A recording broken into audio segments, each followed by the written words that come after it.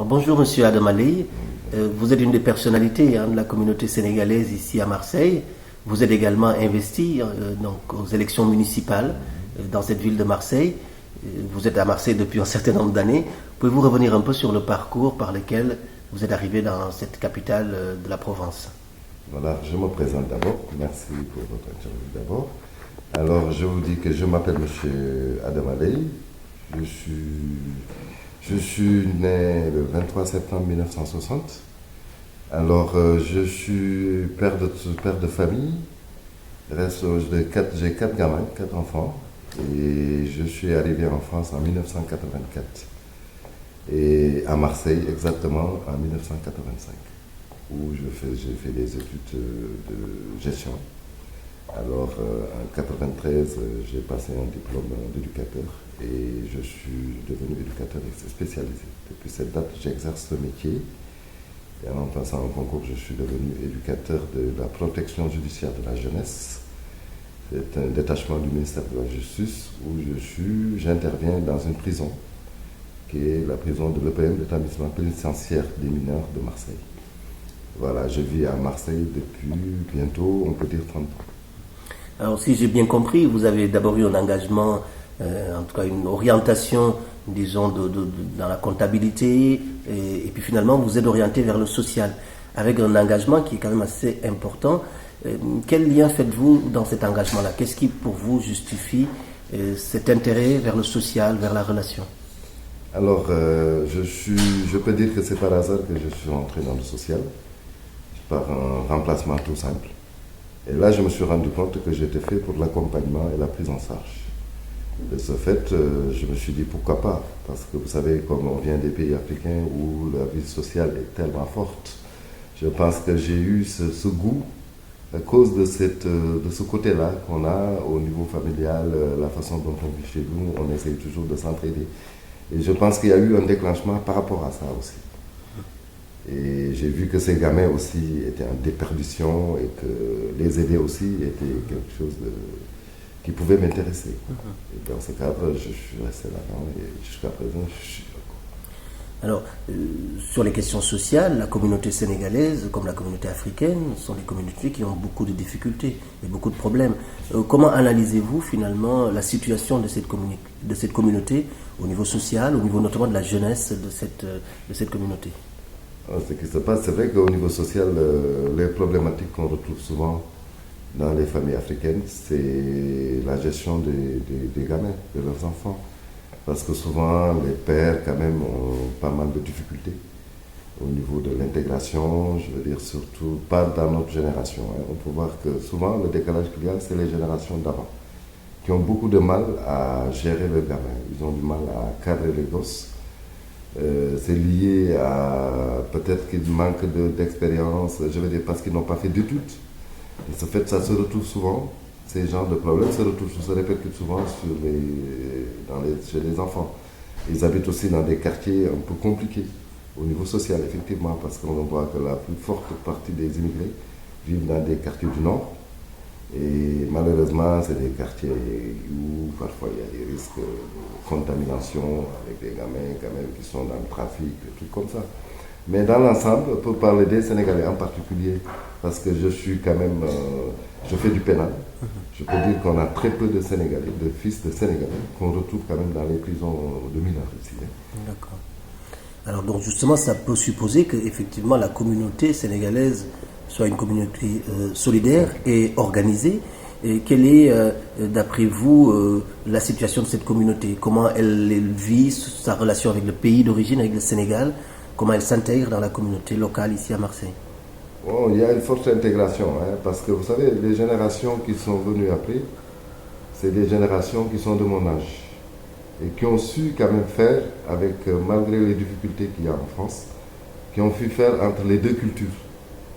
Et c'est vrai que ça aide beaucoup, cette génération, notre génération à nous, je dis. C'est une génération quand même qui ont eu des facilités d'intégration. Entre les deux communautés, ça se passe plutôt bien. Parce que quand même, il y a des activités qui font que souvent les gosses se retrouvent entre eux. Bon, nous, en tant qu'adultes, c'est vrai qu'on est on a une vision quand même complètement différente, quoi. Parce qu'on est quand même là depuis des années, on connaît la communauté française, on a des liens qui se sont cultivés. Quand tu vis dans un pays après autant d'années, c'est vrai qu'après, il y a une facilité, un échange qui se passe, et dans l'ensemble, je peux dire que ça se déroule bien, quoi. Alors justement, vous êtes un observateur averti de cette communauté, de la vie politique marseillaise, mais aussi sénégalaise, puisque, si j'ai bien compris, vous êtes aussi investi politiquement donc au Sénégal par rapport à un parti politique sénégalais. Pourquoi cet engagement dans la politique? Parce que bon, je me suis engagé d'abord pour le Sénégal parce que je vois que c'est mon pays d'abord que j'adore, malgré que je vis en France depuis des années. En plus de ça, j'ai pris un engagement politique parce qu'en 84-98, j'ai vécu au Sénégal. Et à l'époque, il y avait la période élective vers les années 2000. Et par le biais d'un oncle qui était un peu dans le milieu, il m'avait présenté à Moussa Niasse. Et de là, j'ai démarré quelque chose avec Niasse à Dakar. Venu en France, je me suis dit en 2004, avec un ami, on a mis en place l'AFPIC, l'Alliance des forces du progrès, où je suis le secrétaire général politique. D'accord. Et c'est vrai que bon, c'est pas parce que je vis en France que la vie du pays ne m'intéresse pas. J'ai toujours ce lien avec le pays parce que je vais régulièrement d'abord. En plus de ça, mais ma famille, je les amène à Dakar en vacances régulièrement. Et puis je compte y retourner aussi, à la retraite. De ce fait, et puis je suis sénégalais d'ailleurs avant d'être français. Je veux dire, j'ai quand même ce côté qui se manifeste régulièrement. De ce fait, je m'intéresse à tout ce qui se passe au Sénégal. Mais justement, le Sénégal a connu une alternance politique en 2012. On a un nouveau pouvoir qui est en place, celui du président Macky Sall. Est-ce que vous avez une idée finalement de ce qui se passe actuellement au Sénégal? Comment vous jugez l'évolution du pays? Je peux dire que c'est très compliqué parce qu'en fait, j'étais très engagé avec, comment il s'appelle, dans la coalition, en fait, qu'on appelait le Benno Bokk Yakaar, où j'étais vraiment acteur. Sur le terrain, on s'est battu pour investir, Macky Sall au deuxième tour. Mais c'est vrai qu'aujourd'hui, je suis dessus. Je peux dire que je vis une grosse déception par rapport à l'investissement. Parce que je vois qu'actuellement, ce qu'on attendait, la vie reste toujours chère au Sénégal. Les gens, ils sont toujours dans les mêmes difficultés et on retrouve un peu la même chose. Il n'y a pas eu de réel changement pour moi. J'ai pas senti quelque chose qui bouge, quoi. J'ai l'impression qu'il n'y a qu'une continuité des projets qui ont été laissés par Wade. Chaque fois qu'on entend Macky, il est toujours en train d'inaugurer la suite des œuvres de Wade. Moi, j'attendais à ce que Macky s'occupe des jeunes surtout, du chômage, des jeunes Sénégalais. Malheureusement, ça ne se passe pas bien, il n'y a rien qui se fait à ce niveau. Au niveau des denrées alimentaires, en ce qui concerne les problèmes de survie, je veux dire, le prix du riz, le prix du sucre, des choses qui sont des priorités, quoi. Surtout l'agriculture aussi. Parce qu'il faut savoir que dans nos pays, ce qu'il faut développer, c'est ça. Tant qu'on ne s'attaque pas à ça, je pense qu'on ne peut pas démarrer le Sénégal. Et je vois que les choses ne se passent pas. Actuellement, il y a quelque chose qui bloque. Je ne sais pas maintenant si c'est lié à cette coalition qu'il y a ou il est bloqué par ces autres partis qui sont autour de lui, qui l'empêchent de démarrer correctement. J'en sais rien. En tout cas, moi, je vis une déception totale parce que je m'attendais à ce que Macky change réellement les choses, mais je vois que ça ne démarre pas du tout. Alors justement, revenons à Marseille, où vous êtes aussi investi. Vous êtes candidat dans la liste de Pape Diouf, qui est votre compatriote sénégalais. Et pour quelle raison vous avez décidé de partager cette expérience politique? Avec Pape Diouf, parce que moi, je suis quand même membre, je suis dans un parti qui s'appelle Résistance, qui fait partie du Front de gauche. Effectivement, quand j'ai entendu la candidature de Pape, même avant que Pape soit candidat, il faisait le tour des quartiers. Et je suis membre d'un collectif qui s'appelle le Sursaut. Et c'est vrai qu'il est venu visiter nos quartiers. Moi, j'habite dans le 14e arrondissement. Mais quand il est venu visiter le quartier, et moi-même, je l'avais interpellé en lui posant la question, est-ce qu'il va être candidat? Il m'avait dit qu'il ne savait pas trop. Il était hésitant. Et je l'avais posé la question à savoir, est-ce que Pape ne pouvait pas vous présenter aux élections? Parce que ce serait bien qu'on voit que cette minorité, un peu quand même les gens qui sont de la minorité, qu'on appelle la minorité, et qu'il y ait des gens quand même que ça soit coloré un peu politiquement et que vous avez une certaine notoriété. Le fait de vous présenter aux élections peut permettre aussi aux gens quand même qui sont d'origine de franchir le pas. Et je pense qu'il a répondu à cet appel-là finalement.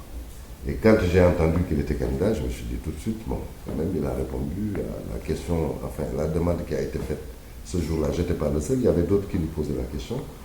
Il a pris cet engagement, et puis Pape, il est d'origine sénégalaise, d'abord, et je suis sénégalais.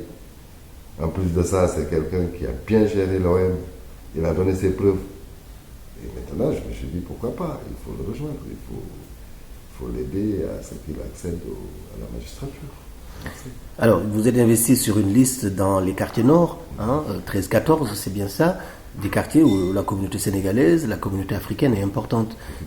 Quels sont les projets, les perspectives, en tout cas votre analyse de cette situation et qu'est-ce que vous voulez faire pour ces quartiers-là?